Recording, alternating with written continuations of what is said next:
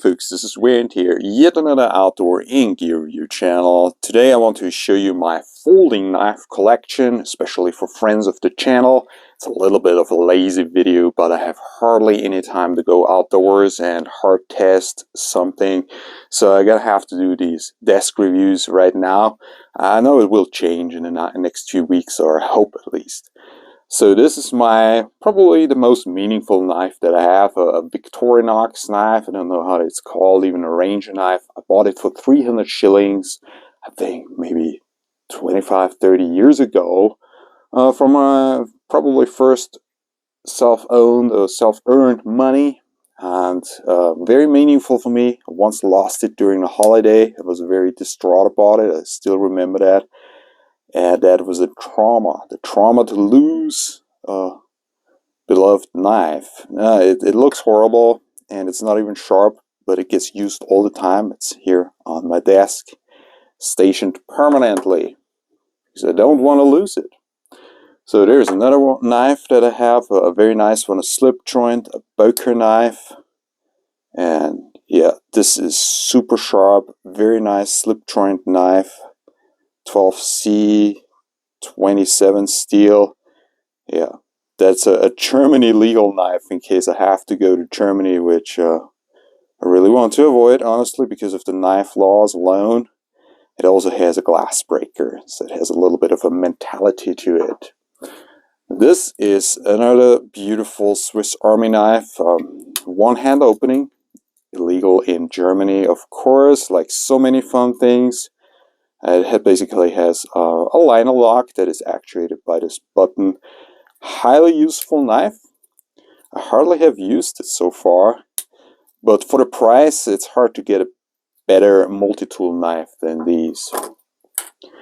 Now here we have the CVV Praxis. That is a budget quality knife with skeletonized liners, very good ergos, very light, full-size knife, deep carry pocket clip.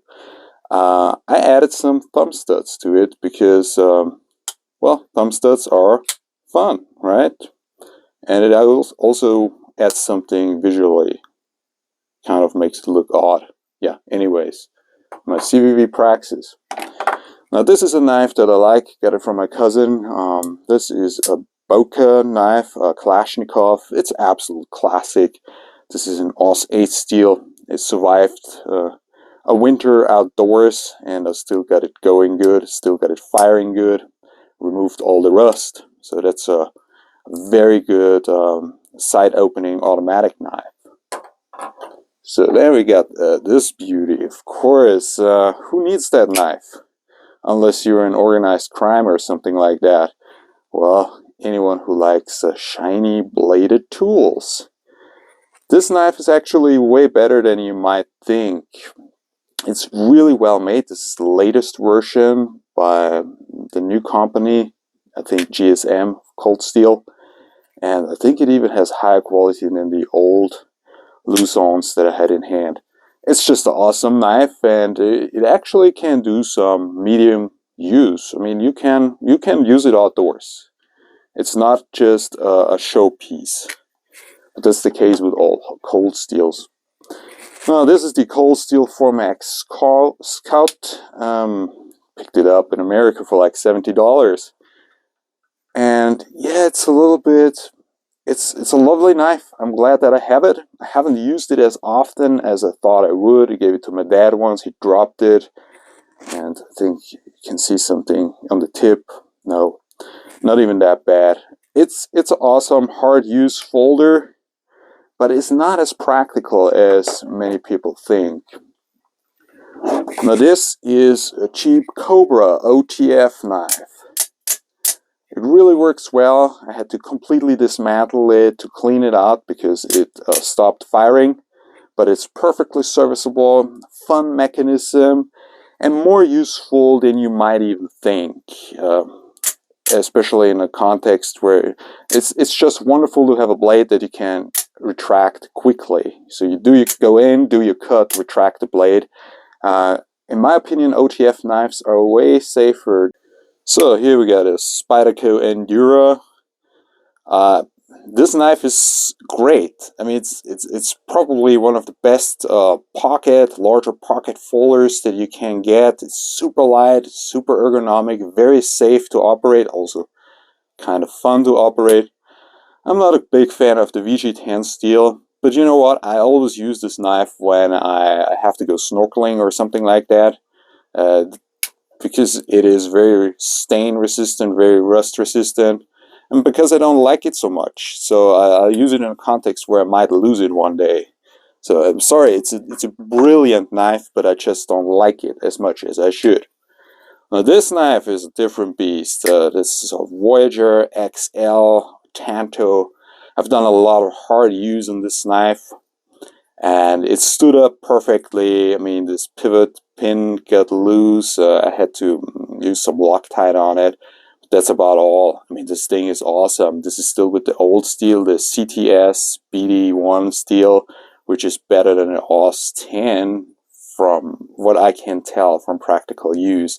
Maybe not in theory, but the way I experienced this knife, the CTS BD1, is just a wonderful steel. Awesome knife. Definitely something that you can take outdoors that can replace a smaller fixed blade knife at least.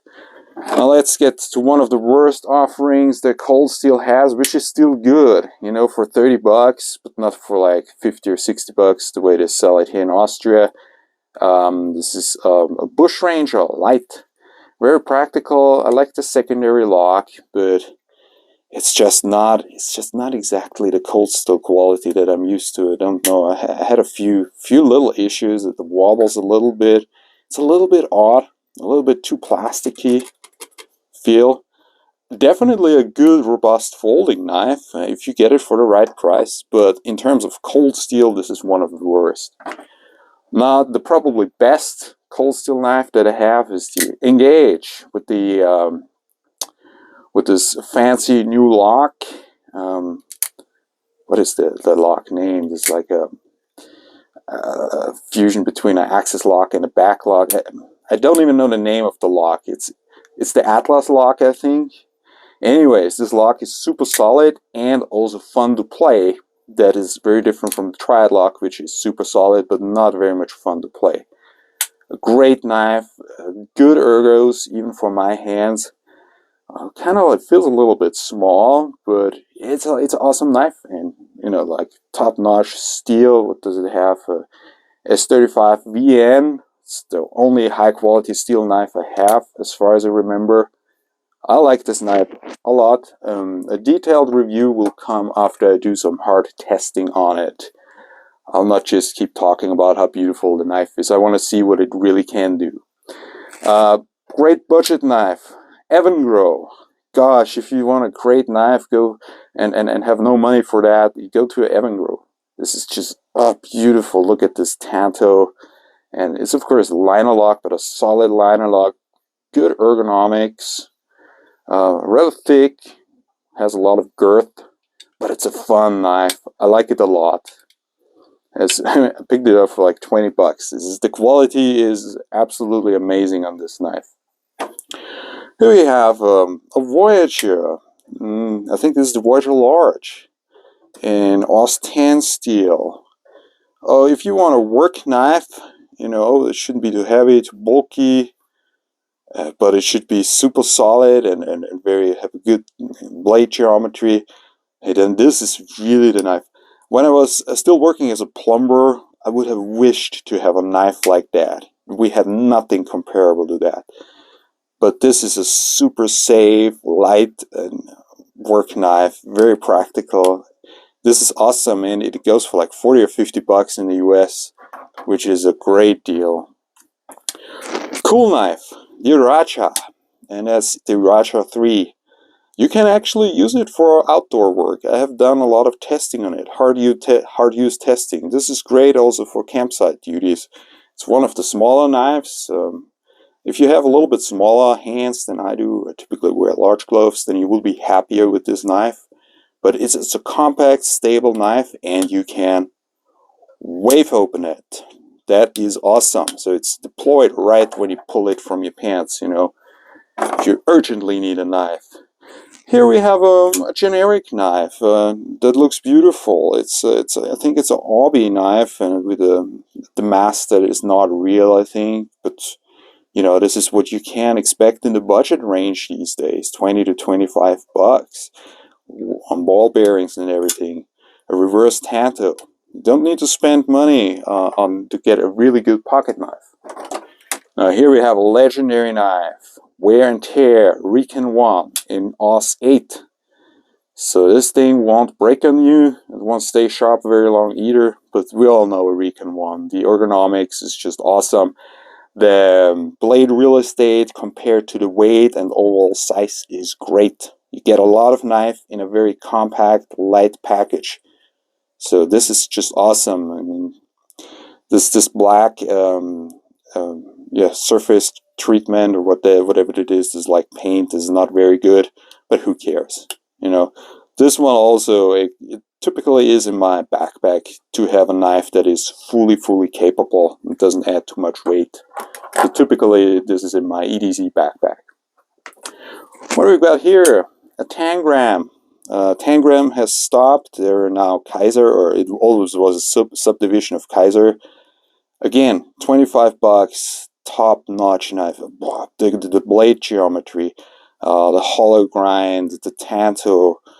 Ooh, my gosh, it's so easy to sharpen. It has like an updated AUS 8 steel, a Japanese steel.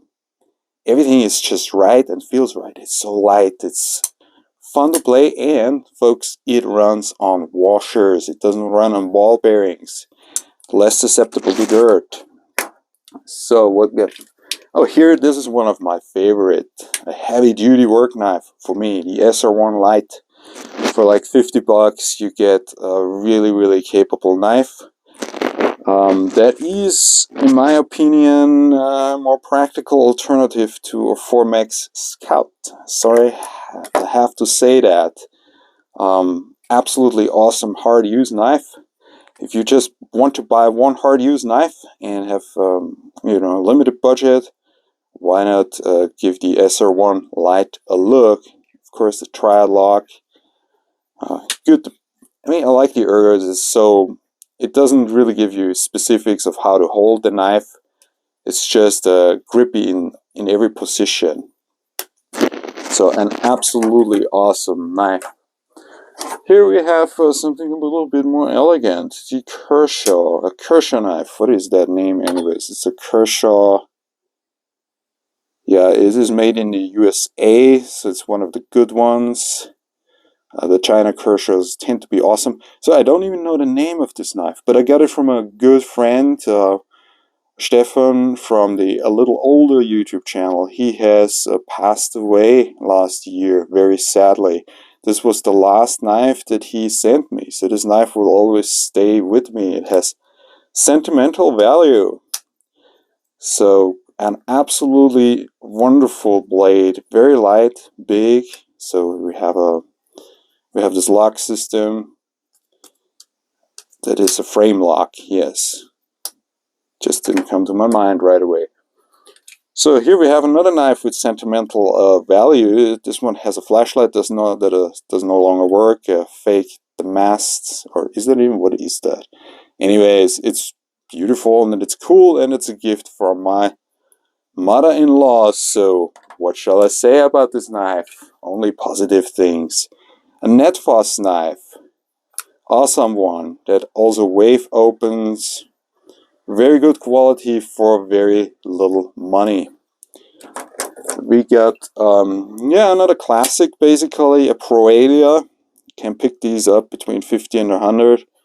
Very much very girthy knife. Good ergos, hollow grind, very happy to cut. Feels very solid, but it's only based upon a liner lock, so it's still limited. Runs on ball bearings, so it's a medium use knife. It pretends a little bit more than it actually is, especially compared to a Cold Steel. Now, Cold Steel, the Counterpoint 1. And that's an awesome knife. What I like about the Counterpoint 1 is very light, great ergos, because it is, you know, has a little bit volume, a little bit girth around the grip. It's very straightforward, classic design, and yeah, it's just super light. I like to carry it. The clip is very aggressive, especially with this pattern, so it really likes to tear your pants, and then your wife pesters you to buy new pants, which is really unacceptable. One of the few karambits, or the only one that I have right now, with a button lock. It's this one. It's white with armor. That's the name. It's a pretty cool knife. Pretty cool knife. It's more something to play with, you know, and hurt yourself. As long as you hurt no one else, that's fine. So this is my folding knife collections. Now there are a few folding knives. They're stationed somewhere in some bags or, you know, in other locations. But I don't even remember every knife. But this is my knife, my little knife collection that I have right now. This is basically the bare necessity. That's the bare minimum. Yeah, I wouldn't have any less. Okay, well, it's probably a little bit irrational. If I would have to go with just one knife, right now, of course, I would just pick my Cold Steel Engage that I got from Mr. Jimmy Slash. This is the best in the bunch, I think. But there are other great knives as well in any budget range. So this was Wear and Tear, over and out.